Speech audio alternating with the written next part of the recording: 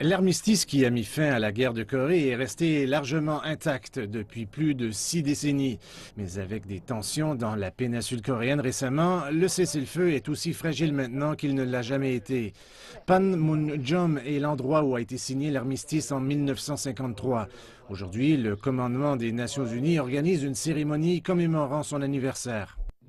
Cette année, nous avons assisté à une certaine incitation par le Nord, cette fois sous la forme de tests de missiles balistiques à des niveaux jamais atteints auparavant, avec 28 lancements au cours de la dernière année.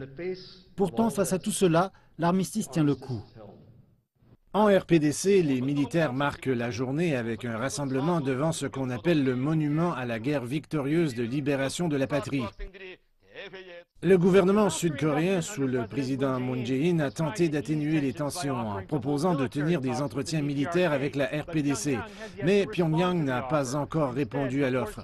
Au lieu de cela, plusieurs informations suggèrent que la RPDC est prête à tester un autre missile balistique intercontinental ou un autre projectile à portée intermédiaire. La RPDC a fait des provocations, comme les lancements de missiles et les essais nucléaires lors d'événements majeurs de leur calendrier national. C'est pourquoi les pays situés à proximité, comme les États-Unis et le Japon, utilisent généralement des images satellitaires pour surveiller les activités de la RPDC.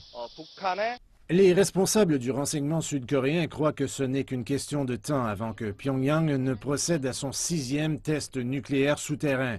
Et selon certaines informations, l'agence de renseignement de défense des États-Unis indique que la RPDC pourrait avoir un missile balistique intercontinental nucléaire dès l'année prochaine.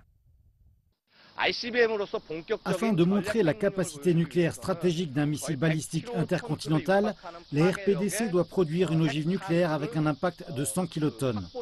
C'est pourquoi il existe une chance relativement élevée qu'un 6e test nucléaire puisse se produire dans ce contexte.